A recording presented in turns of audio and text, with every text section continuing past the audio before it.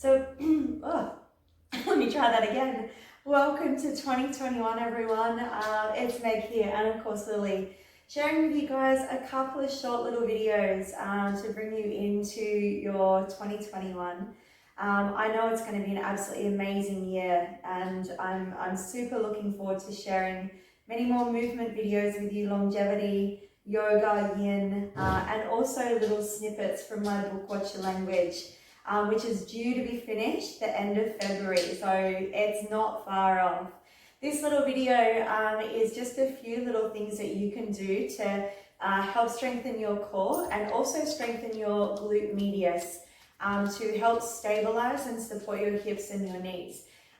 You'll need 2 Jenga blocks. If you don't have a Jenga block, you can use a yoga block. You will also need a yoga block for this one as well. We're going to do a short little sequences that will only take you about, say, 10 minutes or so to get through this one. Modify it as much as you need to and have fun along the way. So the first one I'm going to do, we'll do it in real time, is a standing single leg balance. Now, if you're brand new to standing on one leg, then please just stand on the ground. You don't have to use a block. But we're going to come into the tripod of the foot, which is 60% into the heel and 40% into the balls of the foot. Try not to have too much weight into the toes, and we're going to soften the standing knee. We really want to engage the glute medius and the VMO so that we're trying to build some strength in and around the knee joint and also all the stabilizer muscles of the foot. So we're just going to start to balance here. We're aiming for about a minute. At any time, if you need to put your foot down to rest, then do so. What we're trying to do with this other hip is just create some movement. So I want you to just move your hip around the joint, wherever that goes for you. Again, if you are brand new to this sort of balancing, then take your time, go really easy and just explore where your body will go without putting it into any pain or sharpness. Be totally okay with where you're at and just play with this moving of our hip around the joint. About another 20 or so seconds. So I'm really not trying to put any weight in my toes. I'm really focusing on that tripod of the foot. Trying to just work through hip mobility, really nice, soft, gentle movement. The rest of my body is really quite fluid and soft. Alright, slowly come back up to center and we'll change sides. So I'm in on the other side. I'm going to tripod the foot, soften the knee and start to just create a little bit of movement around that right hip. In the world we're in today, we have 2 major issues that play havoc on our bodies from a very young age. The first one is we're sitting in chairs. Pretty much since kindergarten, we start to sit in this hinge position in a chair, and we're not particularly designed to do that for many, many hours on end, let alone years and years and years. The second issue is we put our feet in things called shoes, and our shoes, if you look at our natural shape of our foot, they're actually wider at the top, and our feet, our toes, should have really nice mobile function, but if we put our hand in a shoe, can you imagine what would happen to that after 15, 20 years or more in shoes? It would become very rigid. Well done, let's rest it up. So it's so important to strengthen the underside of our feet. We have 4 layers of muscle, 33 joints, about 26 bones in our feet.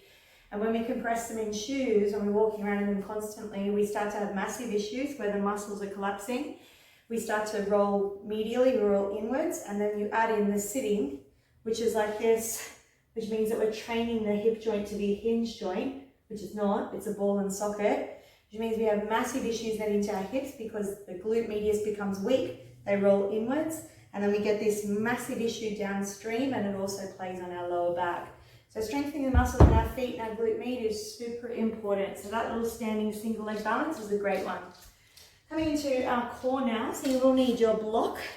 So we're going to place the block on the right quadricep. We're going to place the right elbow here onto the block too. Now this might be, this might be enough for you.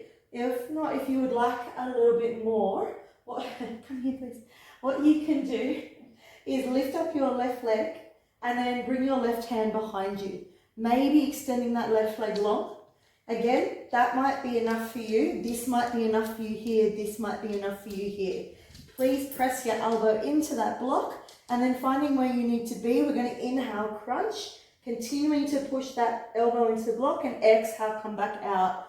So inhale, crunch, and exhale back out, pressing your spine right down into the mat. We're going to go for 10 of these. For 4, good, for 5, for 6, curl, for 7, for 8, good, for 9, and for 10. Let's change sides. Elbow to the block. Again, you might get enough out just being here, just squeezing and feeling your transverse abdominals engage, your lower core, and really pushing in front of that hollow body. If you want more, right leg extends. Inhale, touch, and exhale back out. Inhale, touch, and exhale back out. Inhale, touch, exhale back out. Keep going. Inhale, touch, and exhale back out. And again, inhale, touch, exhale back out. We'll go 4 more. Inhale and exhale. Inhale and exhale. Inhale and exhale. I think this is the last one. Inhale and exhale. Ooh, give yourself a little squeeze. Nice work, rocking straight up. We're going to come into our flying Supermans here. So working through our back here. We want the arms in goalpost arms is where I was going with that. And we're going to really squeeze. So when we come up, we inhale and then exhale, draw back. Draw your shoulder blades together. Really feel your lats engage here. Option to lift off those feet if you want to. Inhale, come back, and exhale, come down. We'll go 7 more, go 8 reps. Inhale, exhale, squeeze. Inhale, come back, and exhale down. Again, breathe in, breathe out. Really squeeze your bum here and your posterior chain. Good, round number 4. In, exhale, inhale, and back down. 4 more to go.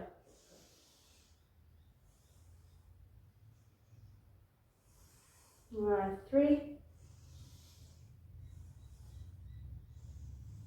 Good, 2.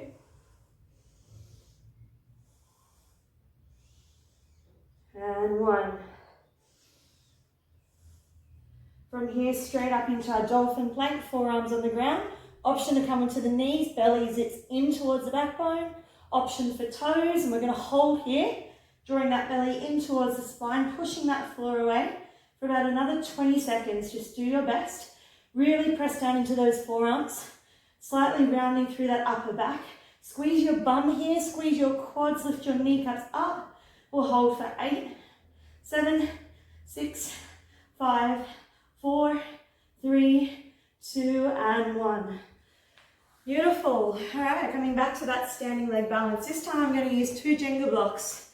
Again, you can use a yoga block. You don't even have to use that. You can use the ground. 1 Jenga block going on the heel, 1 Jenga block going onto the ball of the foot. All right, like a little Japanese slipper, spreading your toes if you can and starting to balance. You'll notice that there's a little bit more work now involved if you are on those Jenga blocks, a little bit more unstable. So just playing with that hip opening, but really feeling that glute med really work. And the VMO, the vastus medialis, and that inner quad. It's playing with depth and range just to your degree. Everyone will be different here. So it's not about what I'm doing, it's about what you're doing. Playing with that opening into the hips, about 20 more seconds to go. Let it be messy, let the rest of your body here move and play and find bits that are awkward and then problem solve your way out of there. Well done. Oh, shake it out. And we'll try the other side. So it goes on the heel and the ball of the foot. It's going to feel uncomfortable, shouldn't feel unpleasant. Soften that standing leg and we start to move the hip around the joint. There will always, more than likely, be one side that is a little bit more challenging than the other. So just taking your time with that. Great one for opening the hips, especially if you do sit a lot, and a fantastic one for strengthening the muscles. on the underside of the foot, especially if you wear shoes or if the muscles are collapsing and you find you have no arch.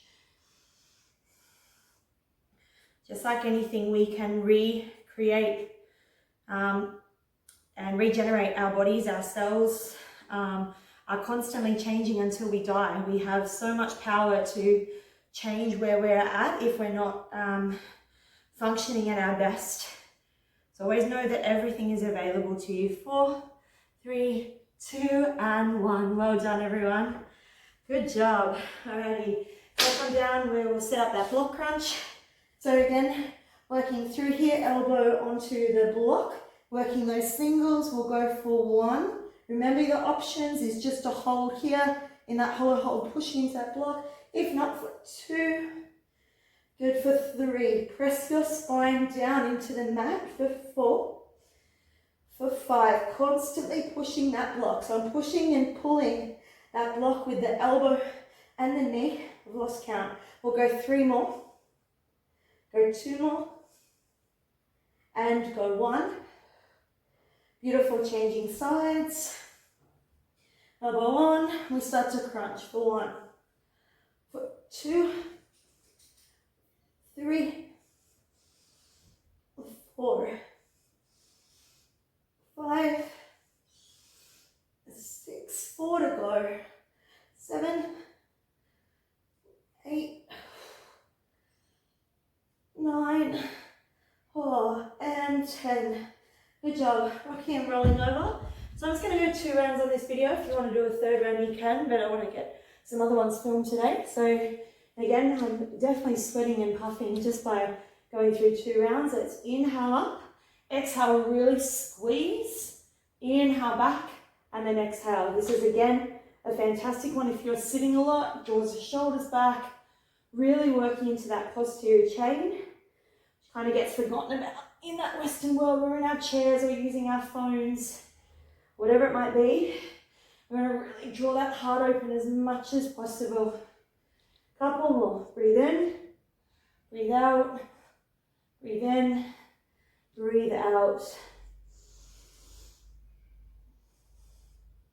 All right, last 2 here. Inhale, exhale, inhale. Last one. Breathe in, breathe out, breathe in, breathe out. Sitting straight up into your dolphin plank.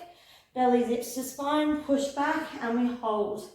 So pressing down into those forearms, squeeze your tush together, belly draws to spine. Slight rounding with the upper back. So pressing the space between your shoulder blades up to the sky, breathe. Option always to drop to knees, but we don't drop through the hips. 10. Keep breathing, keep pushing that floor away. Keep extending out through your heels, squeeze your quads, squeeze your bum, round your shoulder blades. 3, 2, and 1. Well done. If you would like to do another round, you're more than welcome. Hopefully that little routine helps you strengthen your glute medius, helps you open your hips and give you better hip mobility. And 2, gives you a little bit more understanding of those deep core muscles that we can use for many, many things. So yoga, movement in strength-based classes, and things like that as well, and even up into your inversions and your hand balances. Thanks everyone. Please don't forget to like and subscribe. That would be amazing. And let me know how you go.